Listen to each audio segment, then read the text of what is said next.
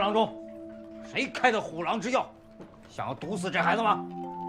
此人是贵府的家仆，这不是你的伙计吗？莫怕，有我在，你的病肯定能治好，你信吗？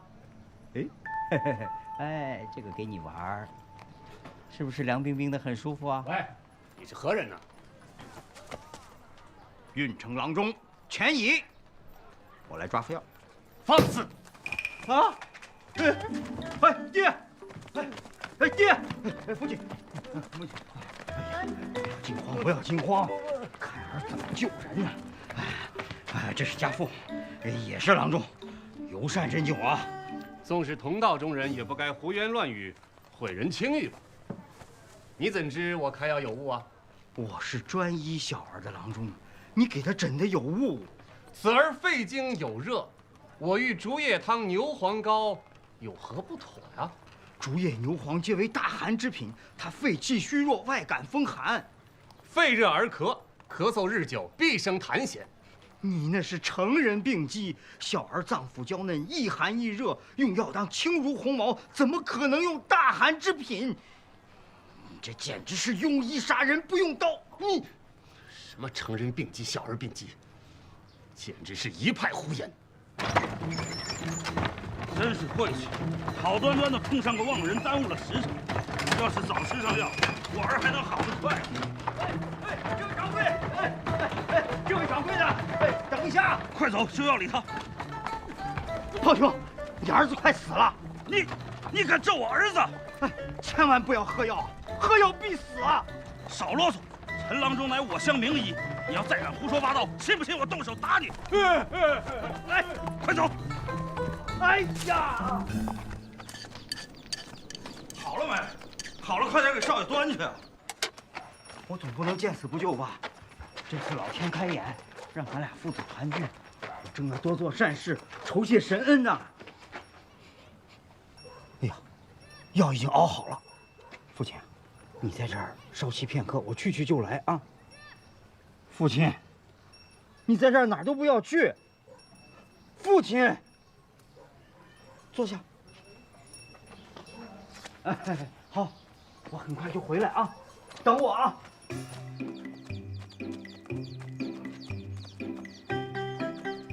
你干什么啊你？是我的药，不要钱。老爷，你不要钱。来人啊！大人，我在运城专诊小儿，深知小儿肌肤柔弱，五脏六腑成而未全，全而未壮。若受邪治病，则变化迅速，一虚一实，一寒一热呀。这老者可是你父亲？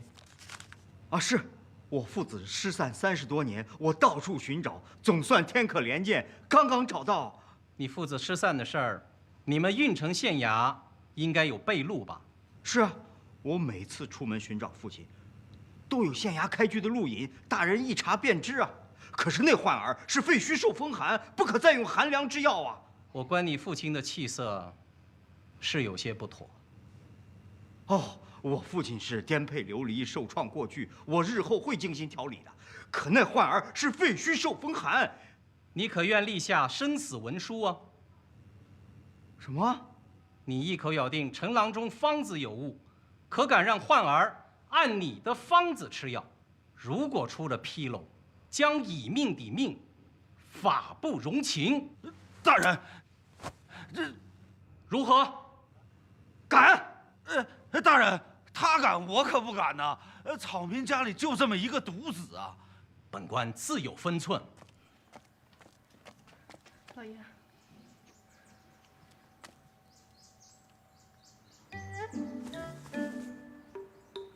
你先跑，我挡着。哦，从那里跑，别回头，别管我。父亲，你的病大好啊！你才大好了，你才有病呢。住嘴！哎呀，丁师爷，你说这都快2个时辰了，这钱乙的药到底见不见效啊？哎呀，东翁稍安勿躁，这钱乙啊就是这么个性子，偏爱与人争辩，这依礼呀、药性啊，也不分场合，惹出不少事端。你郓城县那个同乡倒也有趣啊，还会专为他写了书函告知四方。听说他的小女儿是钱乙救下来的，心存感激，也知道他还会惹出是非来。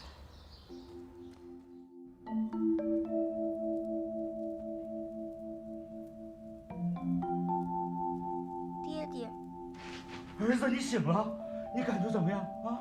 爹爹，我饿。我儿子饿了，快做饭去，快！我儿子好了，我儿子好了，快来人呐！我儿子要吃饭，快炖肉，炖肉！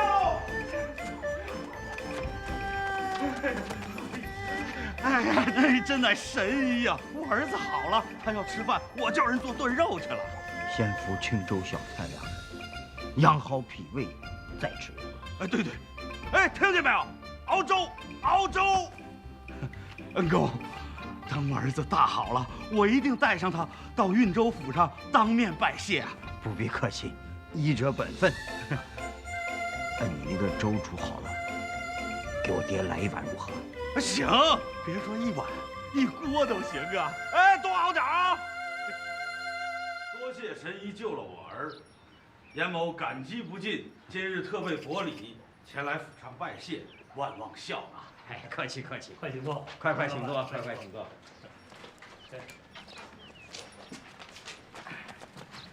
哎呀，汴京不比咱运州，你的脾气要改一改啊！那个这就是人，咱可得罪不起呀！啊！我知道，姑丈，这位是我姑丈。姑丈，啊，我爹就……哎，咱运州是个小地方，人也善，可汴京，嗨，我爹就麻烦你跟姑姑照顾了。他有手有脚的，还用我照顾？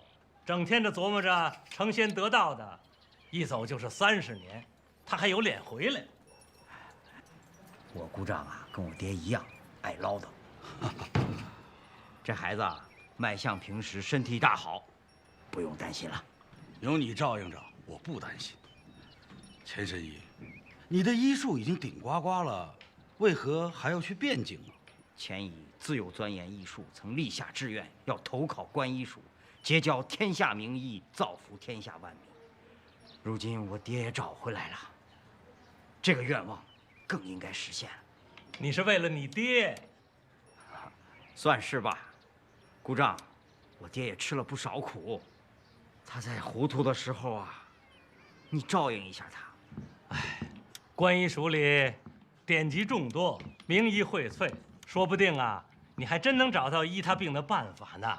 我就说，好好的人，怎么就整天着琢磨着求仙问道呢？哼！不管我能不能考上观医署，我都要求医问药，诊治好我爹这巅峰之症。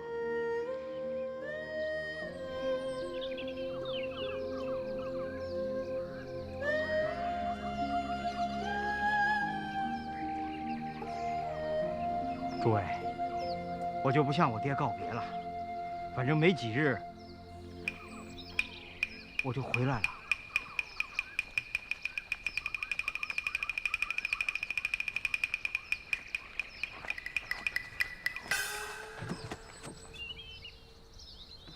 日上3竿，再不走几时能到？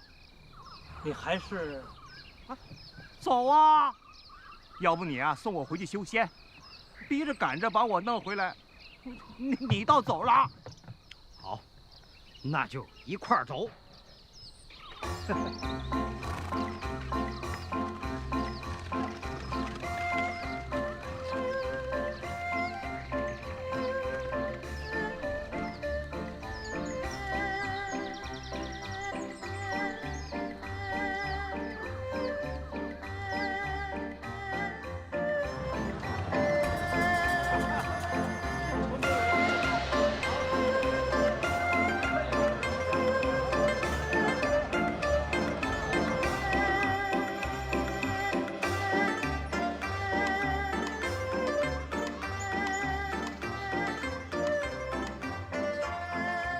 咱们一会儿啊，先去观医署认认门啊，在一块儿吃晌午饭，逛逛这汴京城，不去，不去。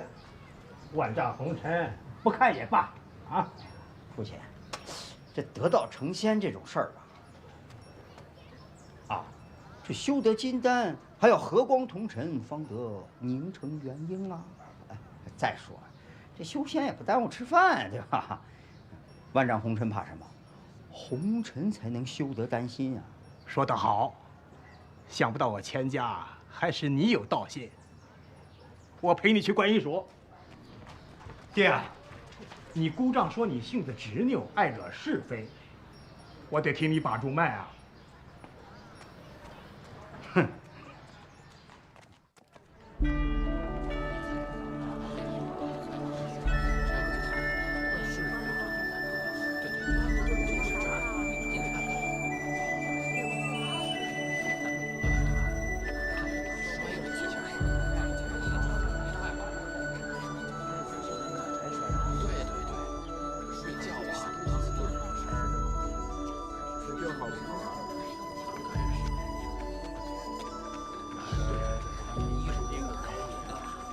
跟爷爷说哪不舒服？来，伸出手来。哎，孩子，这孩子没出息，这几天头疼都好几天了。啊，不妨事，偶感风寒而已，吃几副药就好了啊。哎，你干嘛呢？这是？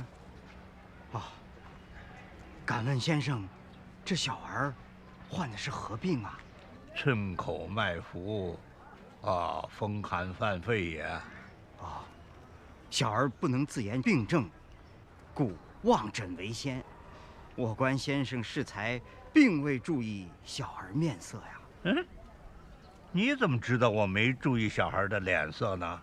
先生认为是风寒犯肺，可是这小儿的面色……今天我们观医署是奉了圣上的旨意来这儿义诊，病人不少，你不要在这儿啰嗦了，快走吧！啊，好了，照方抓药去吧。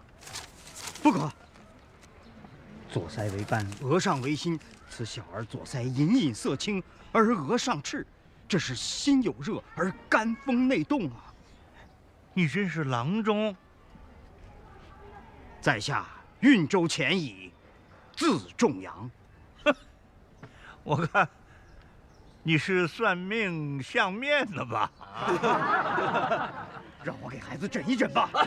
你这厮好生无礼，分明是贪利托功，恐祸人家。来，大伙儿把这破皮给我赶出去！走。他真是观音署的教授，怎么会连小儿的面上症都不知晓？我看这里还不如我们运州呢。不可妄言，观音署自有底蕴。等你考上就知道了。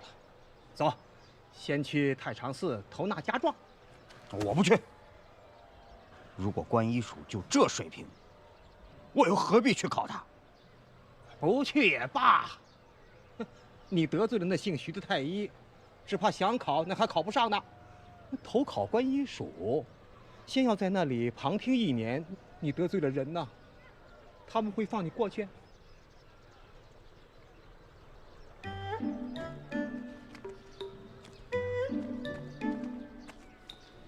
我姑丈说了，这医道可是世上最清白的营生。作为太医，他断不会为难于我。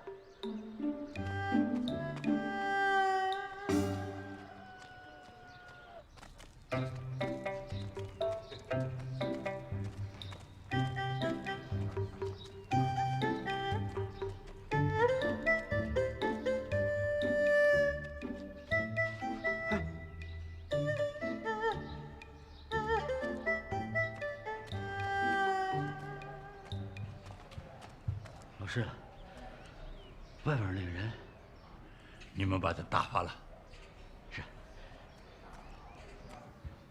咱们这就回去。做郎中也不一定非要上什么观医署。我不走，观医署让我等消息。这种托词你也信？我打听了，能不能上观医署，那徐太医一言可决，哪里还用等消息？等什么消息？也许我现在真的水平不够。考都没有考，他如何知道你够不够？什么让你等消息？分明是报复你昨日桀骜不驯呐！我有个主意，汴京人多，患病的小孩也多，我开家医馆，既可以精进医术，又可以备考观医署，咱俩还有地方住。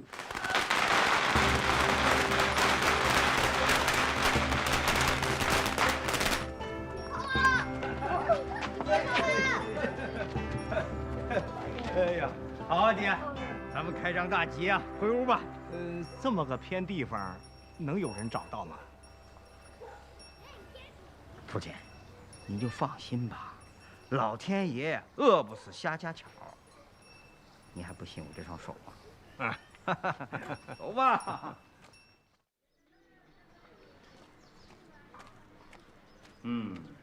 这徐太医的医术还真不错呀。我看了他诊治的几个医案，诊症精确，用药巧妙，佩服，佩服，佩服。只不过我能看出来，他尚不太清楚成人和小儿的医理不同啊。儿子，按说我非红尘俗人，这话不该说。但是儿子，我真的饿了。啊？哦，哎呀！可是我们今日尚未开张啊，我们还是回运州去吧，难不成要饿死在这里？不用回，我有办法挣钱。诊病开方，针灸推拿。诊病开方，针灸推拿。老师。润王的小世子呕吐腹泻不止，迷谷不化已经7天。您这是第3次问诊，前2次开过补益的方子。我知道。按说今天也该好转了。那也不可大意啊！是。家里只有这些吃的当诊金，先生莫要嫌弃啊。等我儿子病好了，一定找先生报答你。令郎啊，再吃2副药就好了。不用担心哈。谢谢啊，谢谢。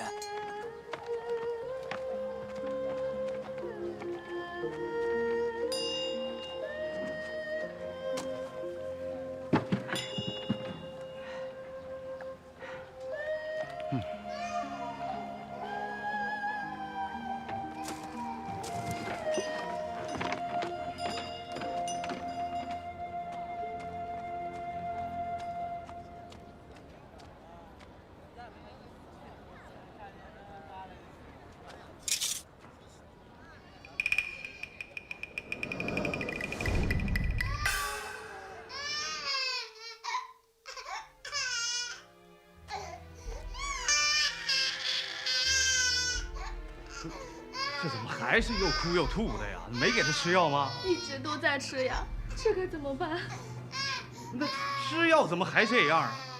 快，去催徐太医，快！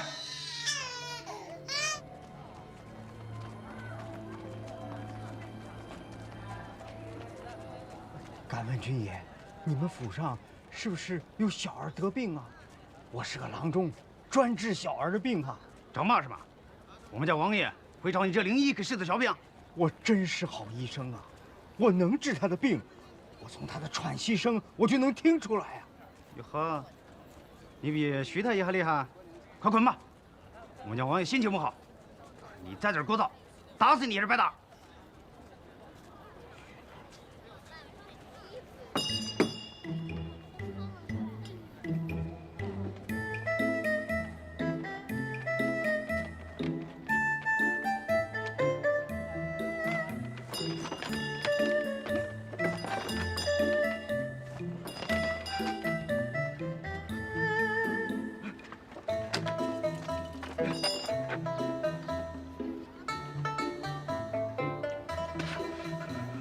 果然，误用了温热药，这是实热症啊！快带我去见你们家王爷。这是不是你们家少爷吃的药？是啊。我告诉你，他现在命悬一线，要想救他，赶紧带我去。你疯了吧？庸才！哎，召唤人啊！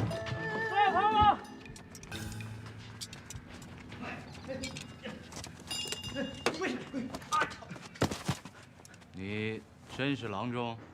在下运州前尹，来汴京投考关医署。我在横珠巷开了一家医馆，哎，快把焕儿抱来！我跪下，哥。开医馆的还当灵医？哎呀，我那个医馆位置不好，生意萧条。你家的焕儿吃药有误，快抱！跪下。这酒香不怕巷子深，怕是你的医术差强人意吧？哎呦，你一个王爷说话怎么那么絮絮叨叨？病在你儿身上，你就不替他难受吗？放肆！放肆有什么用？放肆也治不好你孩子的病啊！放开他！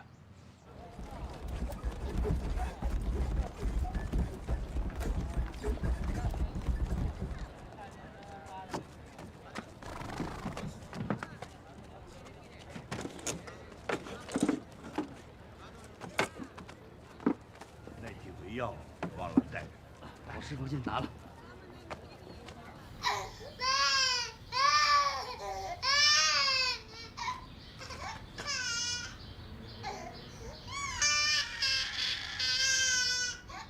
这一把脉就哭，哭了又要吐。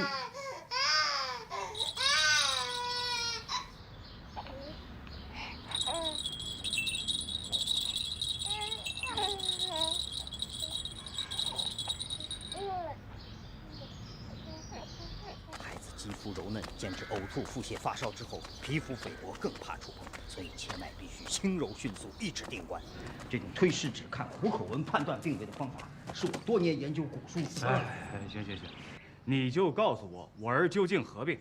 因热所致，邪热入里，石膏汤3剂，一并服下即可。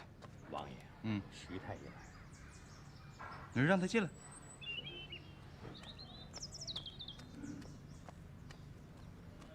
开方子。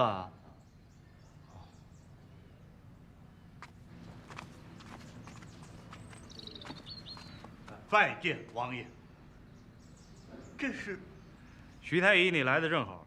这个灵医说你开的方子不妥当，你们都是同道，切磋一下吧。王爷，您既然让他开了方子，想必更信任他，老朽就不献丑了，告辞。哎，徐太医，我让他开方子，但并没打算用，我只是想耍一耍他，出闲气而已。王爷，你一个小小的灵医也敢闯我王府，不把你的腿打断了送开封府，就算开恩了。来啊，把他的方子给徐太医看看。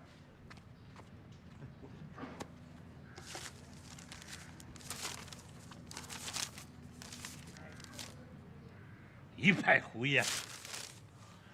世子呕吐腹泻如此严重，又迷骨不化，理应健脾才是。为何用寒凉药物呢？必须用丁香散，温中健脾。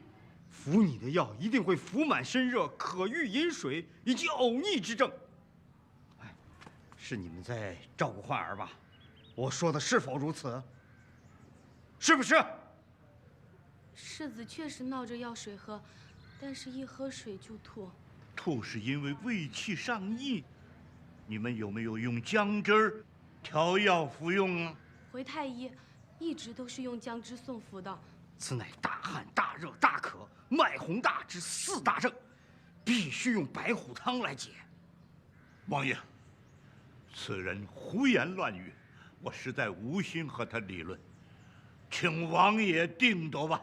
哎，你们说的我听不懂啊，我就相信你徐太医，啊，来，把这个灵医给我轰出去。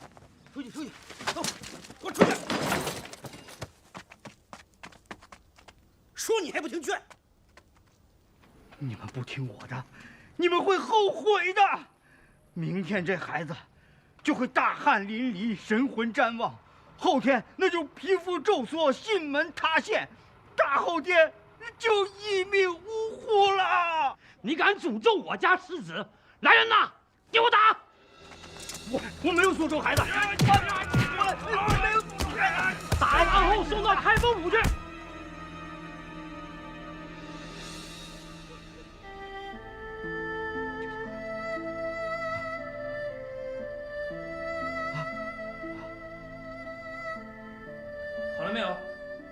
他死在这儿，麻烦的很。好好好好。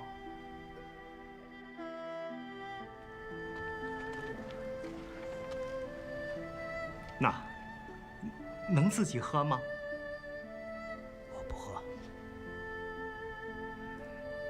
受了伤更应多吃饭，以水谷之精微，固本培元。你手不便，我喂你吃。来，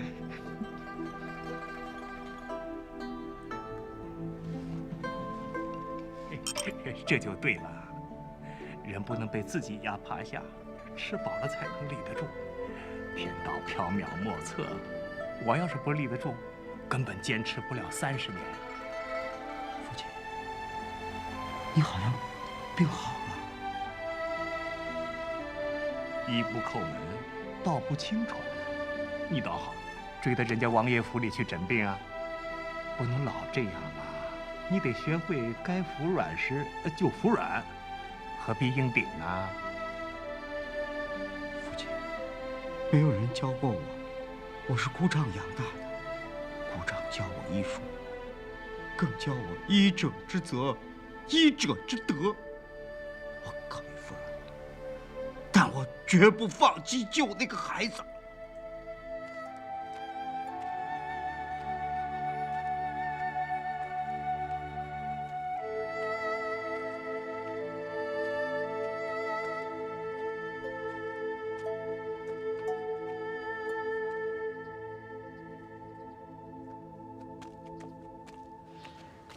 教诲学生明白。哎，以后多注意吧。啊，是。徐大人，徐大人，在下有事相求。不瞒大人，犬子昨日冲撞了大人，我想替他来赔个罪，求个情。哦，听你的口音，你是京东西路一带的，运州，小地方。那个不知道天高地厚的小郎中，就是你的儿子？正是这混账小子。等他从开封府出来，我定带他来请罪。哎，送他去开封府的是王爷，我可没有办法弄他出来啊。王爷格外看重大人呐，大人说句话，王爷会重视。大人，这块玉佩陪了我30年，我想转送大人。不，但是如果是普通玉佩，玉质再好也抵不上犬子的鲁莽嘛。这玉佩啊，暗藏天机，可窥天道。可怜我肉眼凡胎，日夜揣摩凡30年，那还是……你信天道？当然，你就用这块玉石揣测天道。是，大人是有大智慧的人。他一直跟了你30年。是。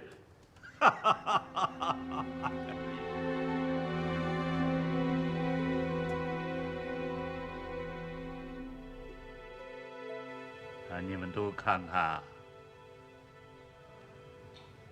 看看这种东西还有印象吗？玉质不算好，但盘的还不错。想想30年以前在开封府发生的那桩诈骗案，后来被宫里给硬压下去了。大人可是知道这块玉佩的秘密啊！没想到，连汴京都知道它。不瞒各位大人说，我是从一个道士手里重金求得的。至于他先前有些什么经历，这我就不知道了。你不知道，我们大家可都知道。我告诉你，30年以前呢，在这个观前街呀，有一家珠宝铺子。对，现在啊变成酒坊了。他坑蒙拐骗，弄了一些不值钱的玉石，雕琢一番，谎称里面蕴藏着天道之妙，专门卖给那些求仙寻道的傻子。他们这门生意做了7、8年了，不知道有多少人上当了。不可能！怎么不可能呢？你去开封府打听一下，大家都知道啊。是啊，当年这个铺子攀上宫里的关系，硬给保了下来。外面知道的人不多呀。哼，要是包龙图还活着，断然不肯这么轻饶。可怜你30年来抱着这块劣质的玉石，还说要送给我，真是个愚人，痴人呐！不可能！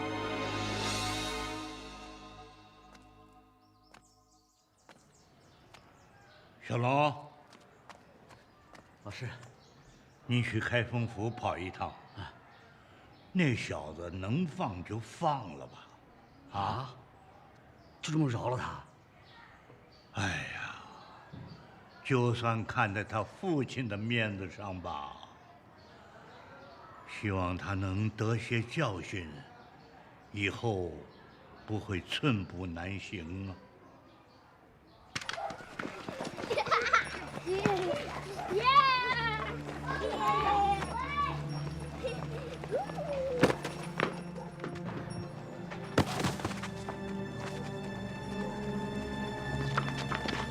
老人家，对不起。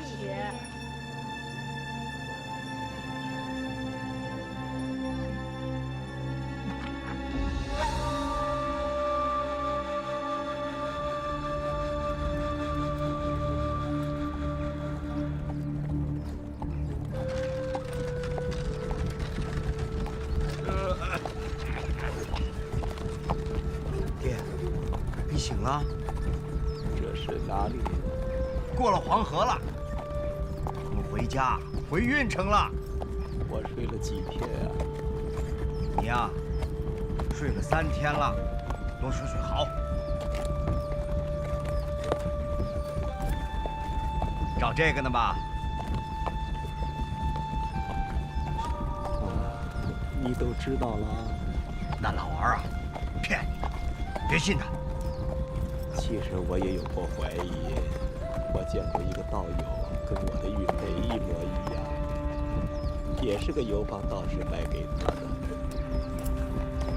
可是我不敢细想，不肯死信，抛家舍地，求仙寻道，半生光阴啊！谁敢信他是个假话？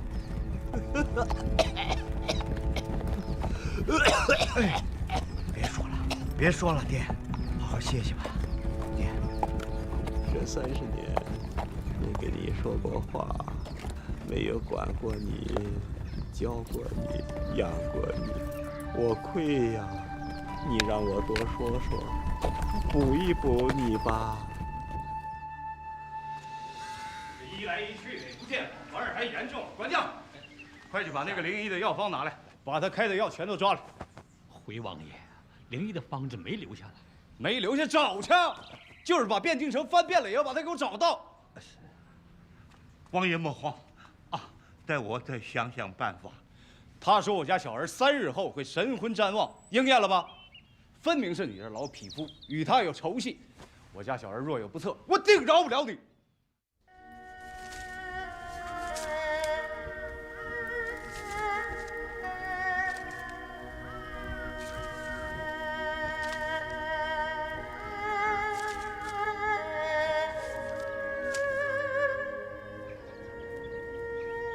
姑丈，我要为我爹守灵。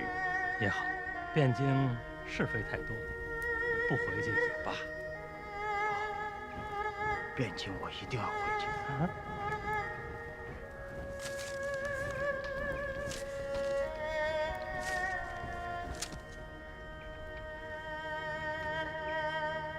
你这是？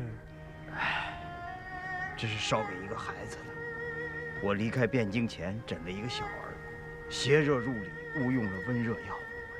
我给他开了石膏汤，可是他们要不给他用的话，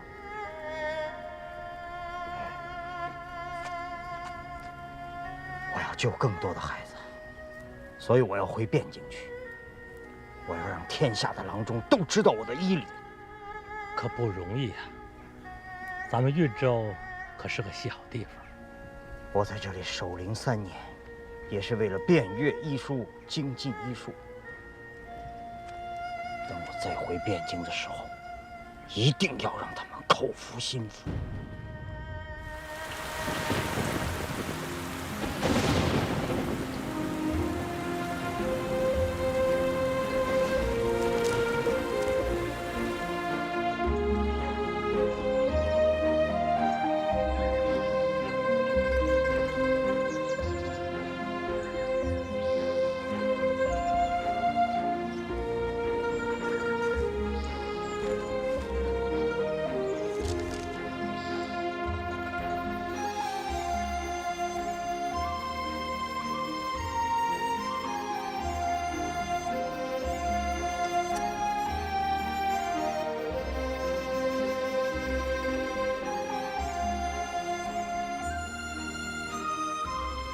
疼不疼啊？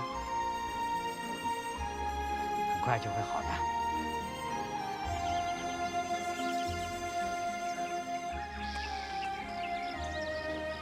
老师，请喝茶。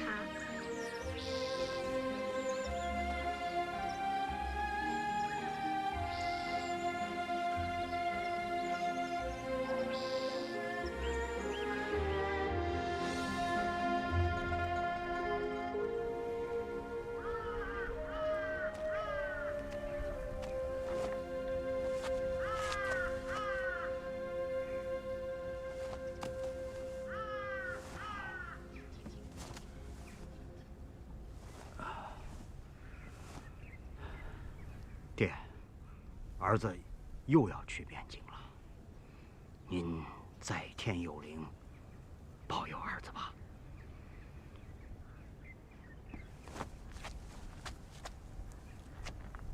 鼓掌。起来。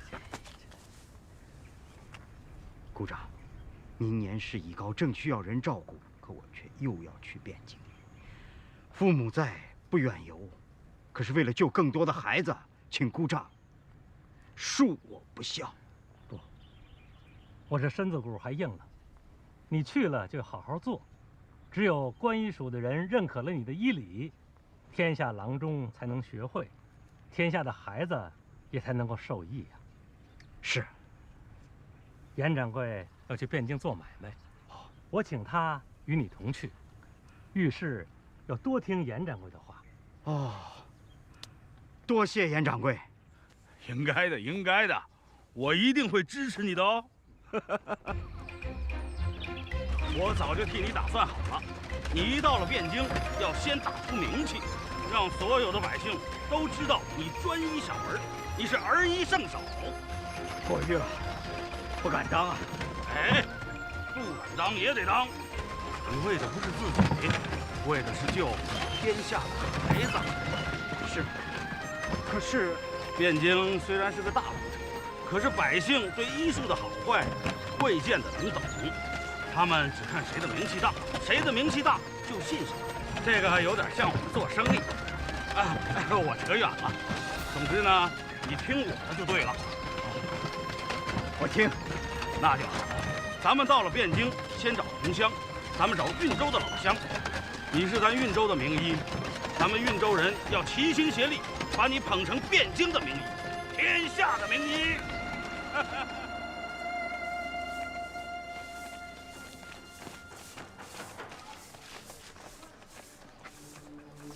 爹，让我来扫吧。哎，不用，我来教你。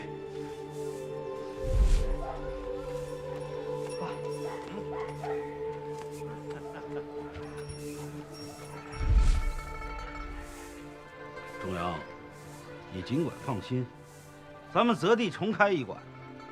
再说，这地儿也太偏僻了点。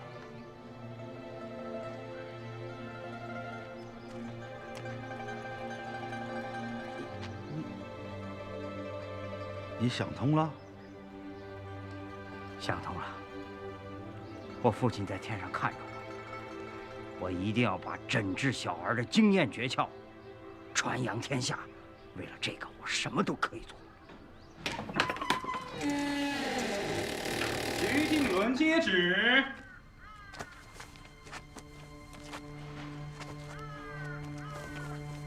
奉天承运，皇帝诏曰：徐敬伦误诊，服罪3年，念其昔日救治太后有功，今赦其罪。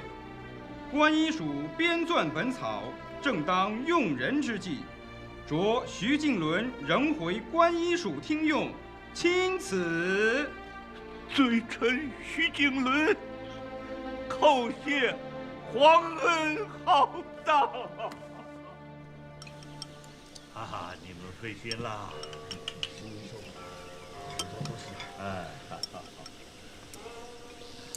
这么说，他又回来了？可不是嘛，他那家新医馆规模还不小，又在繁华街市上。听说汴京的几个运输商人都很支持他。害老师受了劳役之难，他倒没事一样，哪有这么便宜的事儿？是啊，我再去找几个师兄弟去找他麻烦。哎，不可，为医之人要心存慈悲之心呐，不可总想找人的麻烦，啊！老师，你不是他？再说，当年之事是为师之过，和他没有关系啊。这些年，我反复地琢磨他的方子，说不定当时小世子吃了他的方子，也许就不会夭折了。老师千万莫这么想，观医署不是替老师争过了吗？小世子是另有隐疾。不管他是不是另有隐疾，我已经搭上了3年的晨光，所以我时常在琢磨钱已开的方子，这个小郎中不可小视啊。内经云：恬淡虚无，真气足；精神内守，病安从来。古人又有天地之气清净，顺之则阳气固，虽有贼邪，弗能害也的说法。此因时之序，其中道理，大家慢慢体会啊！仲阳，药茶都准备好了，你来尝尝看。好。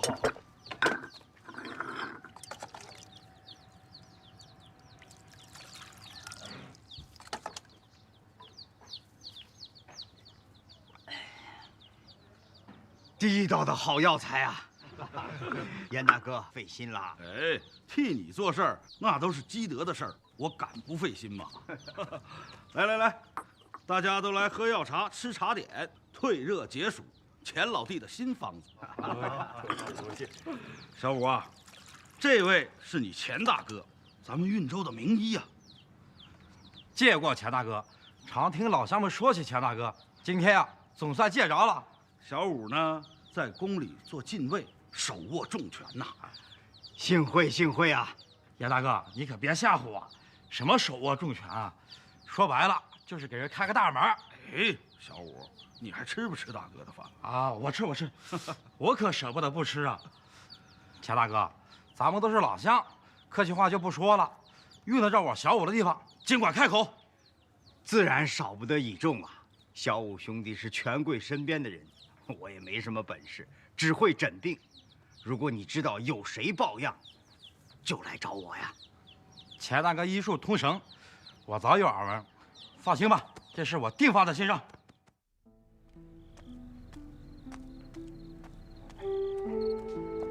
老师，爹爹请。这孩子真乖。运州的这些个老乡算是联络上了，接下来要诊治几个疑难杂症，把名气打出来。你不会是只医小儿吧？啊，当然，成人我也能诊。那就好。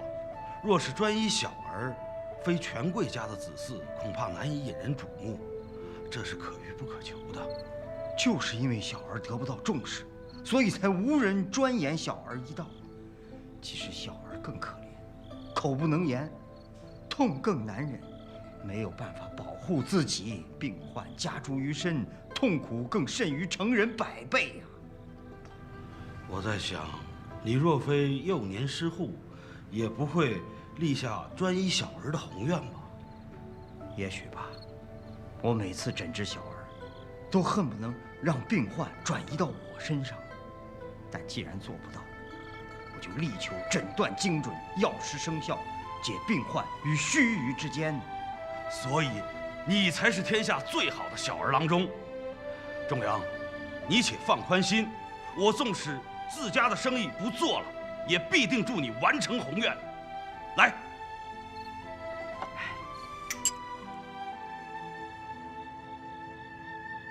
老师，这钱乙的方子啊，有没有纰漏？带我们上门揭穿他吧。现在找他看病的人很多，生机越来越好。老师，看他的用药如何，就要先看着他的病人呢，临症而决。你们看到他的病人了吗？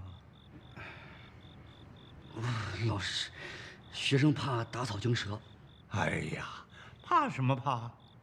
你们是观医署的学生吗？去看看病人有何不可呀？既要揣摩他的用药之道，取人之长，那就要尽心尽力呀。学生明白了，明白。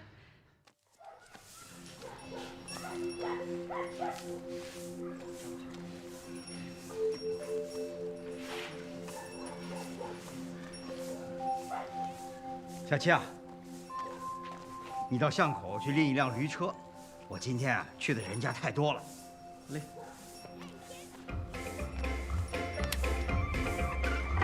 呀呀！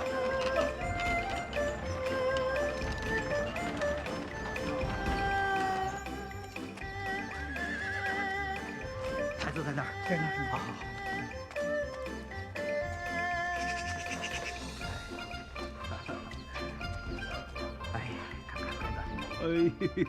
没事了啊，好，谢谢，带红白走啊。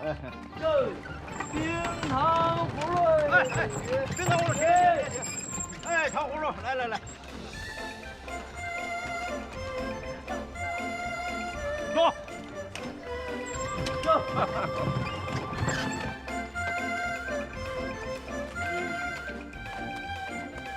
袁郎中，郎中。我家主人说，小少爷的病也好大半，就不用再诊啊。这是诊金，您哎，不会这么快，还得再吃一剂药呢。郎中，我家主人说，多谢您费心了，这诊金就多加了一些，您就请回吧。啊，这怎么了？你家金朝凤呢？我家主人去铺子里了。他说与您彼此同乡，这事儿不好当面说起。您看，这到底怎么回事啊？孩子还没好，我得去看看孩子。哎，郎总，我实话跟您说吧，观医署来了位郎中，说我家小少爷的病得徐太医亲手诊治。你，我家主人也不好拒绝，好在与您是同乡，是自家人就好说话啊。您还是先请回吧，啊，先请回吧。这。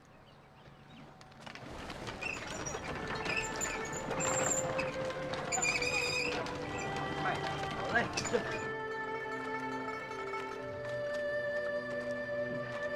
没关系，没关系。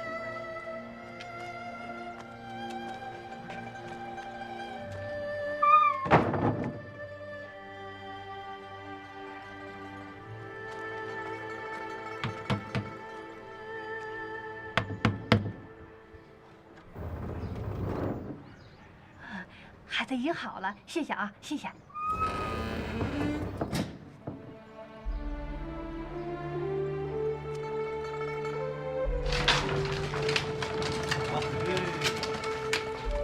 把驴车还了吧，跟人家说本来另1天，现在只能另半天，少算点脚钱。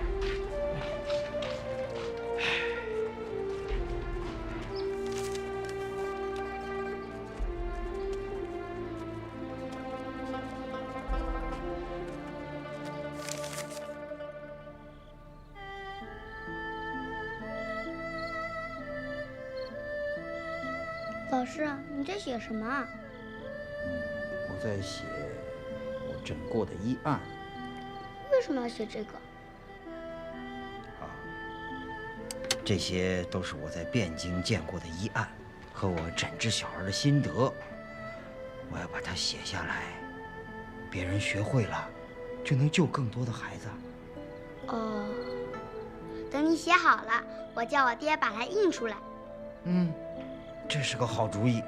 那我得好好写，要不然啊，对不起你爹的银子。没关系，我爹有的是钱，我知道他写在哪里，就藏在我家的。这个可不能跟外人讲啊。老师，你又不是外人，我爹说了，再造之恩怎么报都不为过。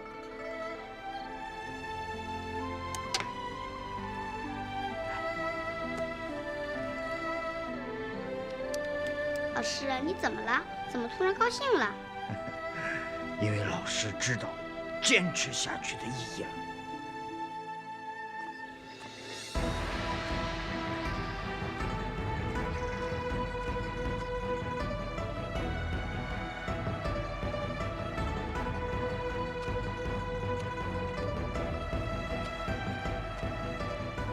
运州前乙，见过诸位太医啊！哟，是钱郎中啊！哎，一别3年，我早想见你一见呐。啊，徐太医手段高明，我可不敢不来呀。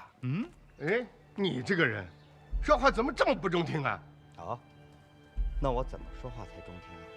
我要对徐太医感恩戴德，纳头便拜吗？可惜呀，我钱乙生就了一身硬骨头。钱郎中讲话夹枪带棒，所谓何来啊？徐太医心里最清楚，我是来告诉你，不管你用什么手段，我都不会屈服。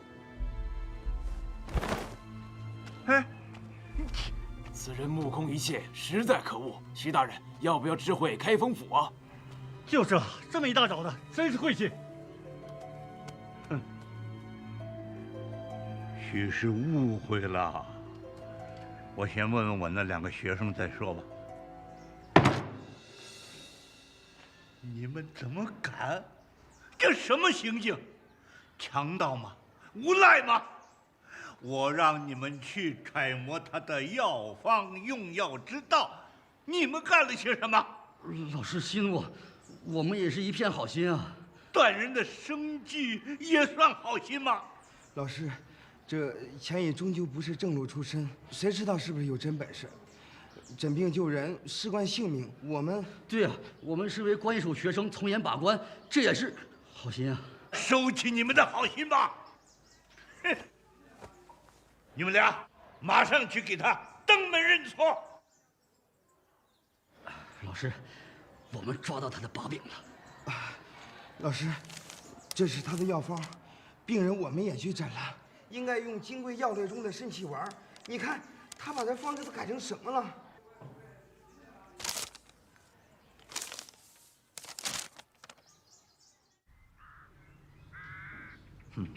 令郎的病啊就要好了，照我的方子再吃2剂即可。郎中，您再开副方子吧，原方找不到了。好，这次我的方子你可要留好了，以后再遇到同样的病，找不到郎中，抓2副吃就可以了。只怕要吃出人命来。王夫人，这就是我跟你说的徐太医，他老人家亲自来诊病了。徐太医。好。先贤的肾气丸方，你去掉桂枝和附子，只剩下6味药，为什么？小儿乃纯阳之体，无需补肾阳，只需滋肾阴。桂枝附子偏于补肾之精，故去之。丹地黄你用为熟地黄，为什么？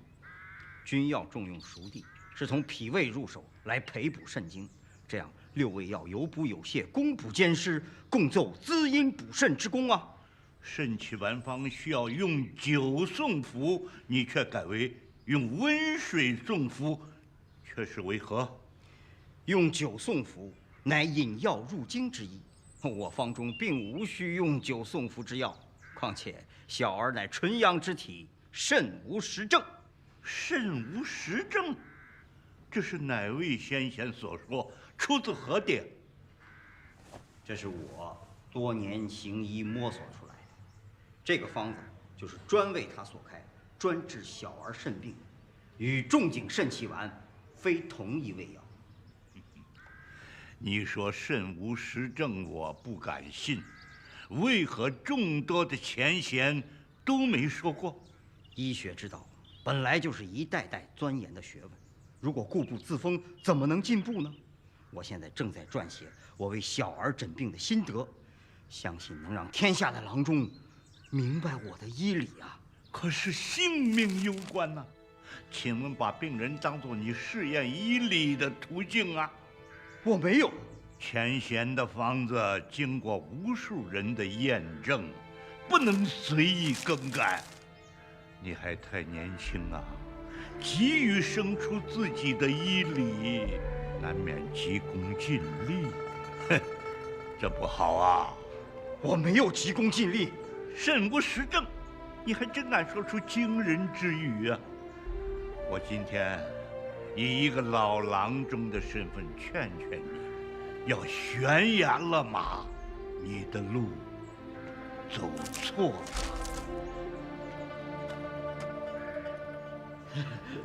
老师，今天说的太好了，当头棒喝呀！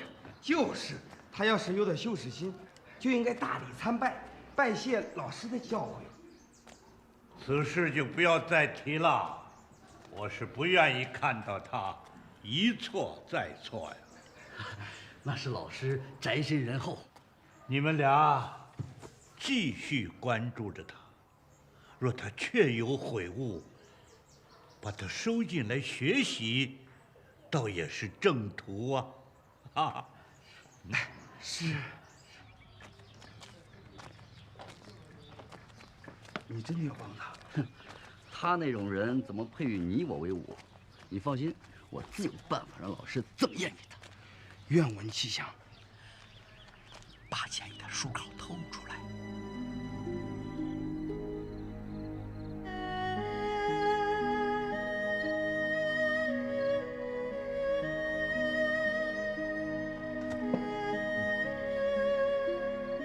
困了，我让伙计带你回家睡觉去。老师，我就睡在这儿好不好？我爹出去收货，他现在还没回来，我不想一个人睡在家里。好，那就上床去吧。哦。哎，洗脚了没有啊？天天洗香着呢。老师，你今天晚上一个字都没写，你在想什么呢？老师在想，是不是老师真的错？如果我没错，为什么徐太医会认为我错了？到底是谁错了？老师，你都把我说糊涂了。哼，你睡吧。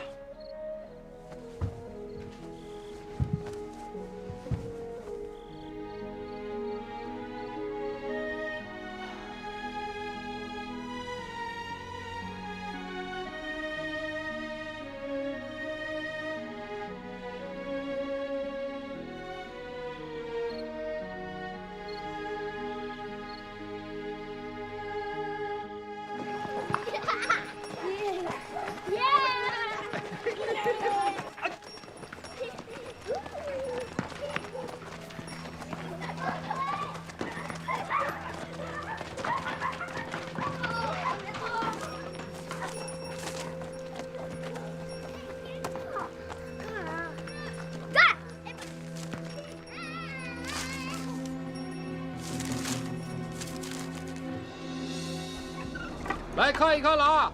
新刊印的医书，看运州郎中叫骂关医署啊！看关医署10位太医诊错病案啊！来看一看了。岂有此理！哼，这个郎中也太不知所谓了。这算什么？这是钻研医理的态度吗？挑出我们每个人的病案，大加谩骂，还声称是错案，这根本不是研究医理，分明就是挑衅，实在有些不妥啊！徐兄，您跟此人曾经打过交道，您看这医书确是他所为吗？刊印医书花费很大呀，就连你我也不敢轻易奢望。只有他啊，那些运州的商人一直支持着他。我听过他讲他的医理，和他这书上写的一脉相承，应该是他所为。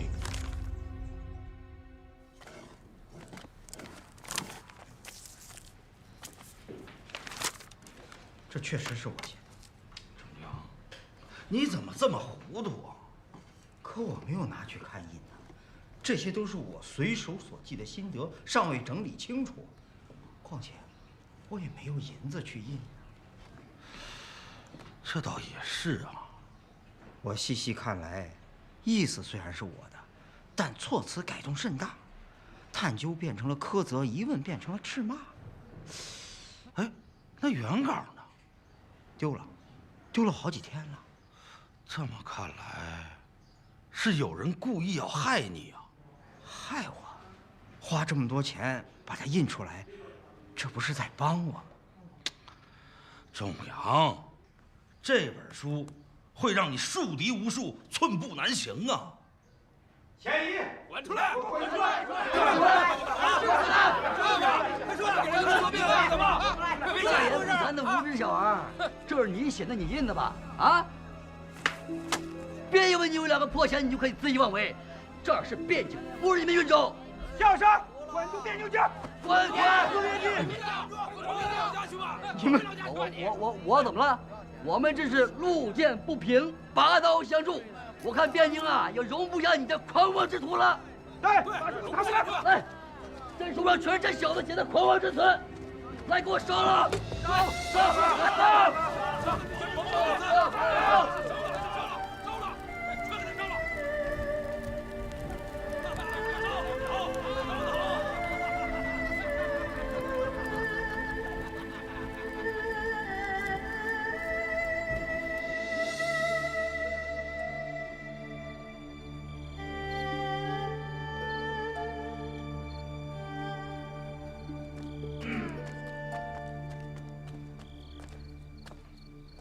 我在樊楼叫的酒菜。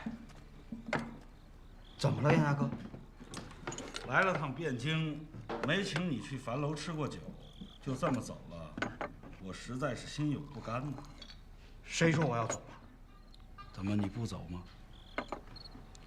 我爹在天上看着我呢，我的医书还没有写出来，我的医理还没有告诉天下的郎中，我怎么能走呢？我不走。好，不走就好。我是怕你年轻受不了挫折。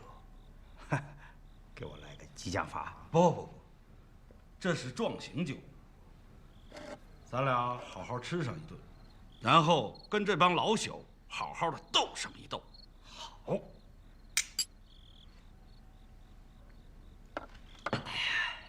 对了，小武有件事儿让我告诉你。小武啊，就是那个给人家当侍卫。哦，什么事儿？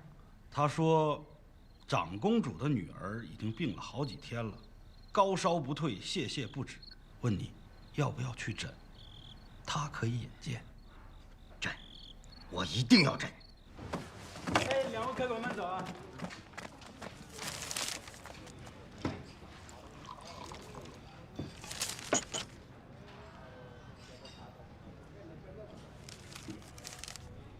怎么样啊？知道病因了，看看药方就知道。钱大哥，你真了不起呀！从几位太医开的方子，我能推断出他们诊病时的情形。那咱们赶紧去吧，万一他们给治好了呢？是啊，这个病啊，他们治不好。他们诊错了吗？不能说是诊错了，只能说他们没想到是这个病。那还不是诊错了？哎，我一直在说，小儿的病和成人相异，年龄越小差异越大，这是我一直在说的医理。可总是无人肯听，无人肯信呐。那现在怎么办？去见长公主吧。不急，小五，你推举我，托的是什么人？是内府的杨总管，他家是济阳郡的，跟咱还算是半个老乡。那就不急。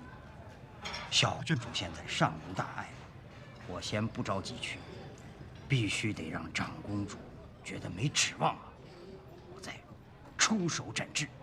那小郡主不是要多受罪啊？你钱大哥心里有数。小五啊，我知道，你觉得我这样做有些不妥，可是我问心无愧啊。第一，小郡主这个病非药石可治，就是我去了也无方可开。第二，小郡主受点苦，能让更多的孩子不受罪少受罪，懂吗？我懂，这个事儿以后我慢慢跟小五解释。不过仲阳啊，你得答应我一件事儿。请讲。不要违背了本心呐。严大哥，先父在天上看着我呢。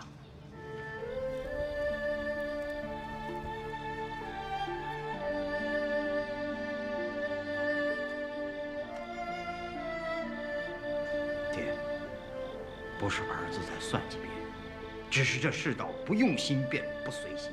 如果儿子只知道低头诊病，在这里将寸步难行。爹，明天您保佑您的儿子得偿所愿吧。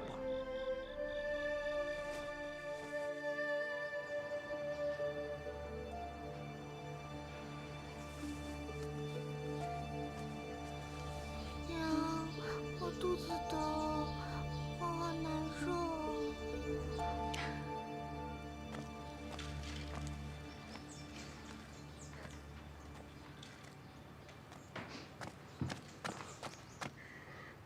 怎么样，还是没有起色吗？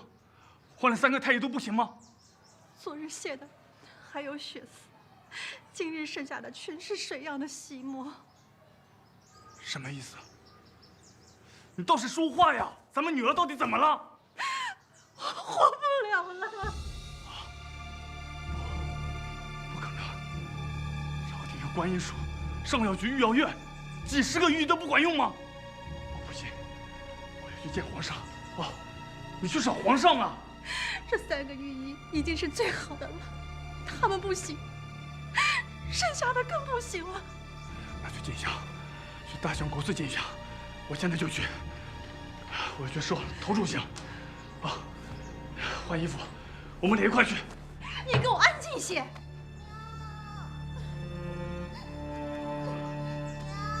女儿醒了，你不去看看吗？不看，看了怕忍不住提刀去砍死那帮太医。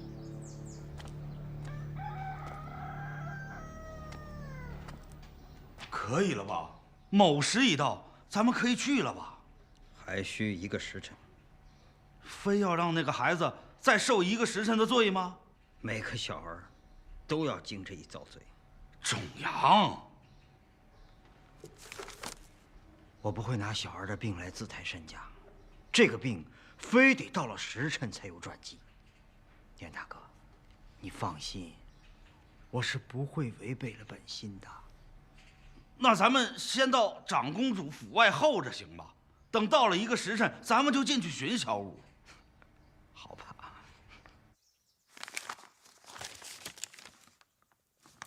明明是有天赋有才华，可偏偏要离经叛道，独出心裁。你就这么想一鸣惊人吗？老师，老师，今天观音署有人会有麻烦。长公主府上的小郡主得了泄泻之症，邱太医、丁太医、李太医都去诊过，开方吃药均不见效。歇3天了，恐怕难以熬过今日。这3位太医定要有难了。还是老师有先见之明，没有接着棘手之症啊。胡说，为师不接手是因为同道之间不可互相拆台呀。你们学医道更要学规矩。学生受教了。再说，为师也不擅长医治小儿之症啊。老师，您不是说患者不分小儿和成人吗？那是以前的想法，可是现在，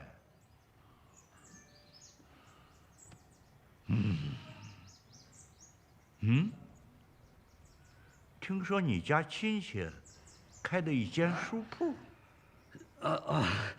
远房亲戚平日也无来往。你要提醒你那个亲戚，开书铺要多印前贤的经典，不可搞歪门邪道，坏了自己的声誉啊！是，学生已经转告。好，去。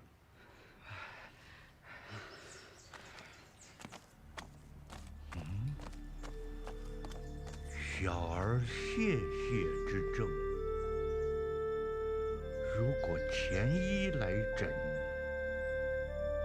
会怎么入手呢？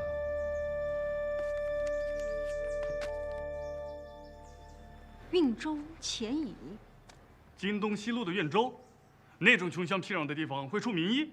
回父嘛，这钱乙诊治小儿有些本事，听说30年里只诊小儿。快去请！我已经派人去请了，估计马上就到了。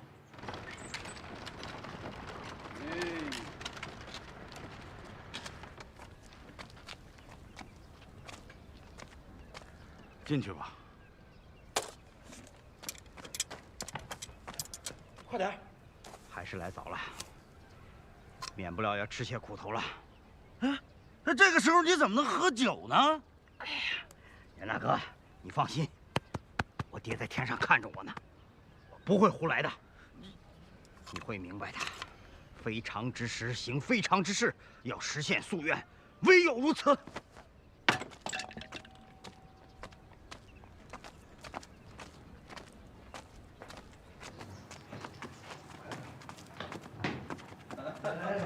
哎，公主，这是钱乙钱郎中。有礼了。你就是那个郎中，怎么大白天还喝酒？你这样如何诊病？诊病吗？举巡按寸关尺，服忠臣3步9侯，尽在我手中啊！简直胡闹！一个醉鬼！哎，人醉心不醉，速速把焕儿抱来。你去，把文儿抱来，给他看。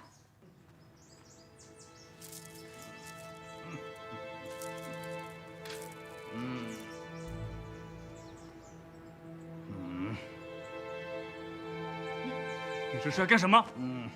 哎呀，我还以为是什么了不起的病，这不就是出疹，疹出热退，泻泻自停。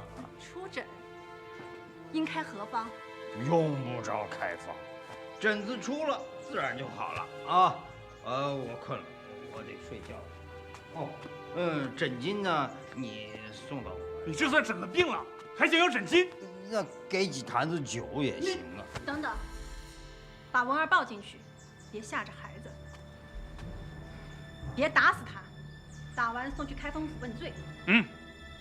我叫你还是我叫你喝醉酒来诊病，我叫你胡说八道，我叫你醉酒。中年一儿良药苦口，病儿这个出疹，别治我所言不虚啊！等我再打。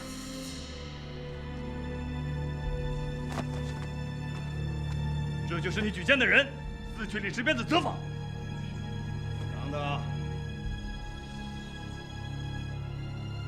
如果我没有诊错，你们何以自处？我当面向你谢罪。嘿，毫无诚意。算了，多说无益。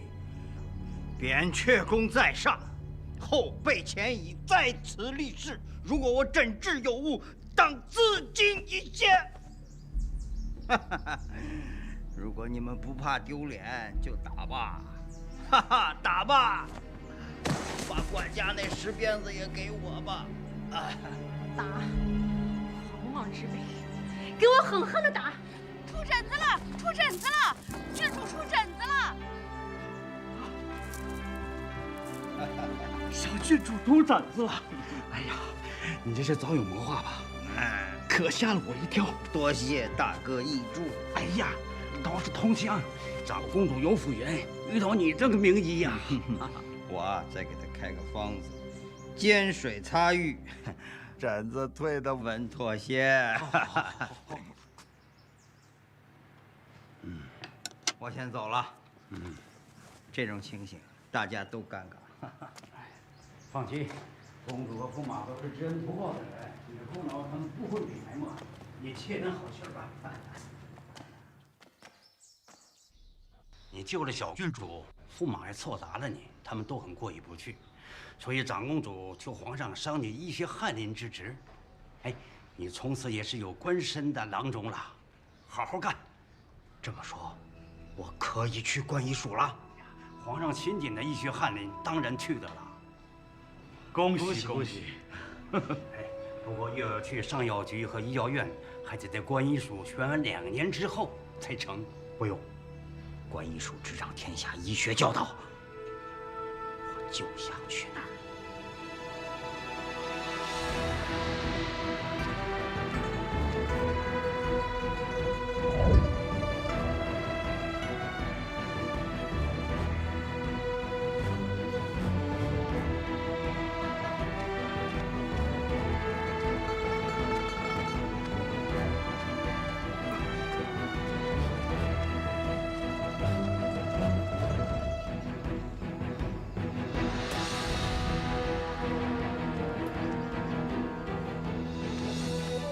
我以为诊治小儿之病，当以五脏为基，以症候为凭。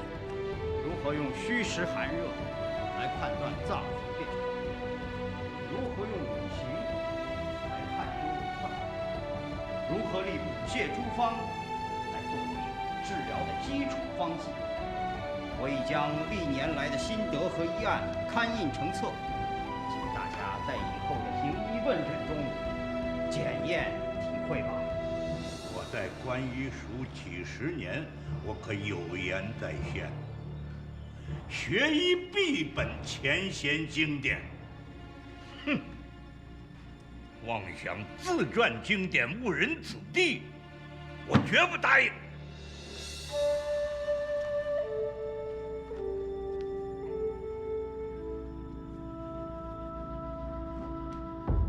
为何屡屡针对于我？我并非针对于你，而是针对你写的书。医道事关性命，不能离经叛道，辱其尊严。我哪一条说错了？你可以与我辩驳，整个观医署都可以与我辩驳。你也太自不量力了！你一个人能顶得上观医署10几位御医国手？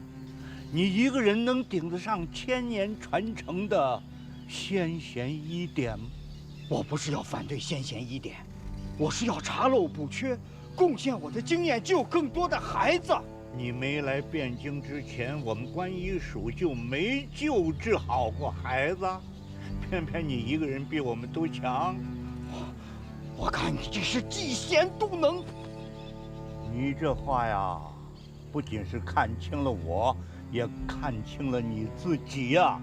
哼，你不配再和我理论了。不过有句话，我要坦然相告：只要我徐静伦在观医署1日，就断不会如你所愿。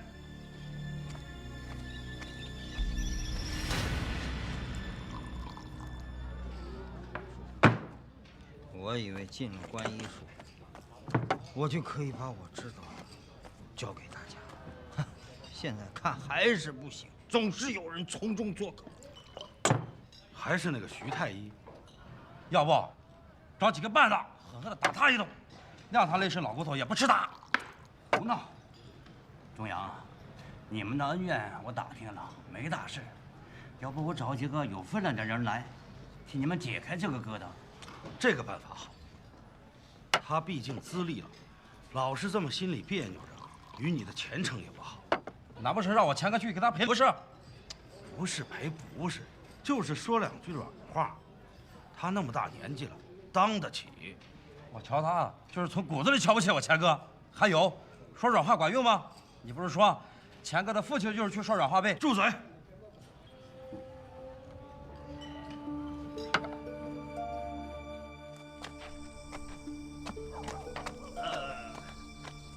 神通之状，多汉恶通。然鸡藤不能正立，面庞难服众。何人乱闯宵禁？给我搜！是。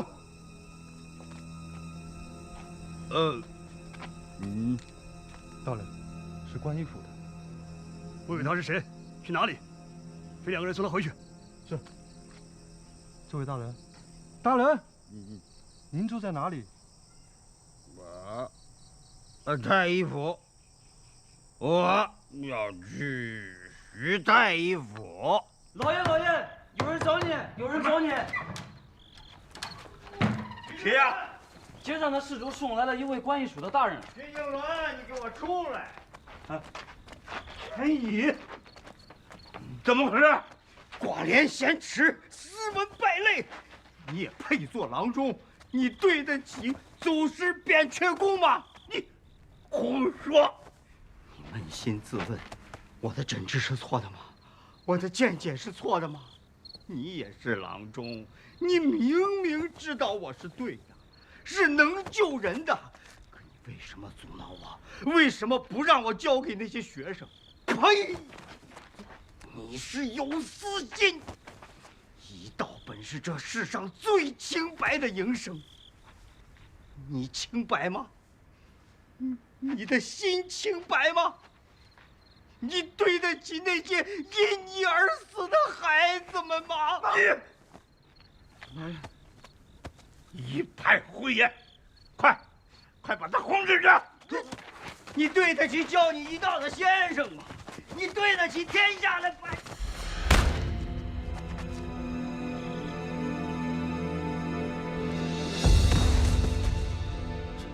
这都4天了还不行，会不会？张太医说并无大碍，应该就是无大碍。他可是圣上最信得过的太医。这圣上派张太医来，想必也是长公主求的情。改日让仲阳当面去拜谢。自家老乡不必那么客套。眼下最急的是，圣上那边等不得了。这回定要跟他们好好理论一番，说不定小武的招也得试试。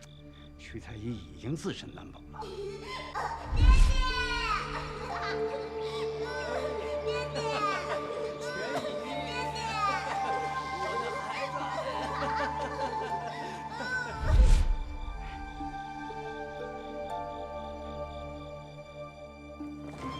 倪国公手足深色，口吐白沫，双眼上翻，身体缩成一团，呼之不应。太医们连换了几次方子都没效。这倪国公是圣上最心疼的皇子，自然龙颜大怒。长公主力荐了你，不料你又被徐太医的家奴打伤，昏迷多日。仲阳还是很疲累，等到了宫里再说吧。无妨，我已经没事了。没事儿？你都昏了4天了，还说没事儿？我做了一个梦，梦见儿时跟我爹爷在玩耍。哦，这可是仙人托梦啊！哎，你爹爹可跟你说什么了？他还没来得及说呢，我就醒了。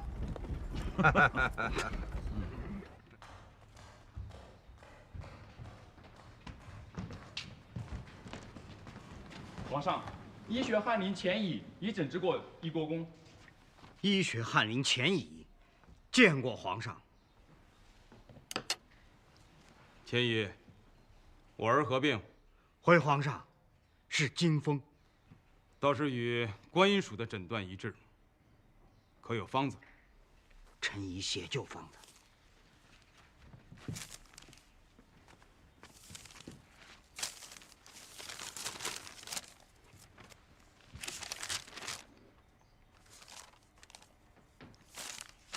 与观音署的方子大略相同。你可知，这些方子均不见效。皇上，药方虽然相似，运用却存乎于心，差之毫厘，谬之千里呀。我想我的方子里有一味药，观医署的方子里肯定没有。哦。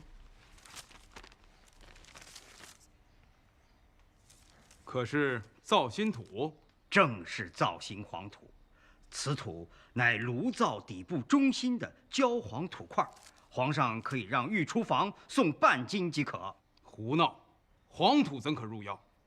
你想让我儿喝黄土汤？皇上，仪国公是手足抽动，此乃肝风内动，龙阳上亢。此方补土，土旺生金，金能治木，则手足痉挛之症可平啊。钱姨，这句话过于玄妙，究竟能不能治好仪国公呢？一剂见效。这可是在皇上面前，不是在我府里，话不能说得太满，还是再斟酌一下吧。皇上，病在患儿身上，疼在钱乙心中，为医者一刻都不能多等啊！好一个病在患儿身上，疼在你心里。速取造心土煎药。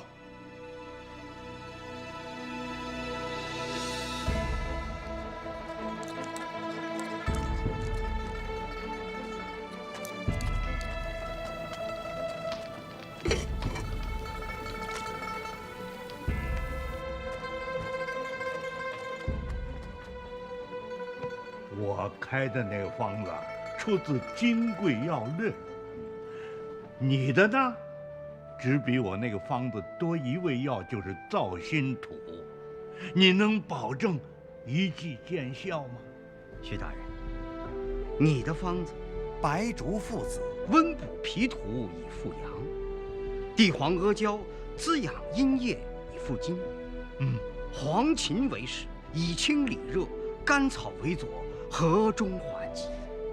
是啊，可是你的方子虽好，可药效太猛，仪国公年纪尚幼，难以收纳而起效。可是我以造心土为君药，统领各臣药，则阳生阴长，刚柔相济，木得其平，经风可止啊！受教了。唉，圣人云：“朝闻道，夕死可矣啊！”你看我，抱残守缺，食古不化，不懂得后生可畏，真的是死得其所呀！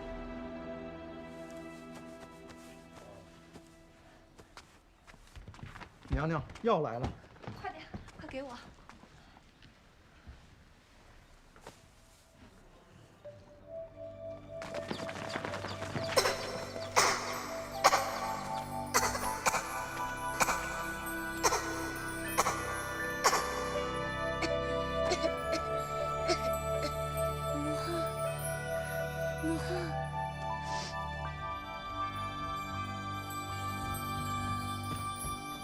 皇上，仪国公已服了药，好了。真的好了？药于2刻前服下，服完咳嗽几声，抽搐即停，到现在再也没有发作。仪国公已经睡着了。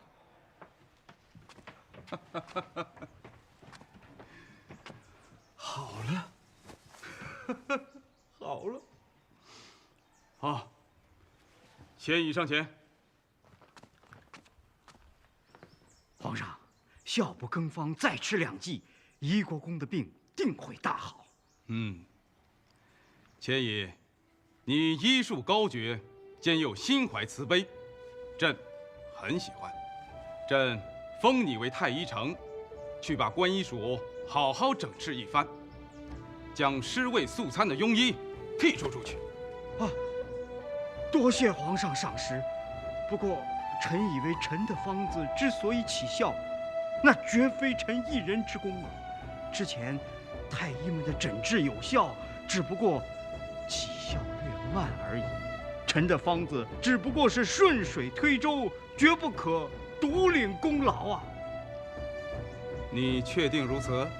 皇上，臣知道，医道乃人世间最清白的营生，心正，医术方可上通天地。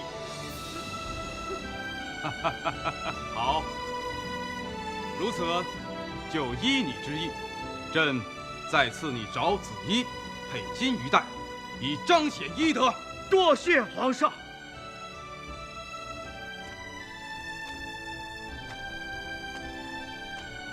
爹，儿子如愿了，儿子能让天下更多的小孩得救了。你在天上看见了吧？啊！钱乙所著的《小儿药证直觉》，被后世之人誉为世上最早的一部儿科学专著。老师，我要把你的医书传播天下，救更多孩子的性命。直到350年之后，欧洲才出了他们的小儿科专著。钱乙的医理成为后世中医儿科学的核心思想之一，救无数儿童脱离病痛折磨。尤其是他取法古方研制的肾病药方，后世命名为6味地黄丸，名满天下，惠泽千年。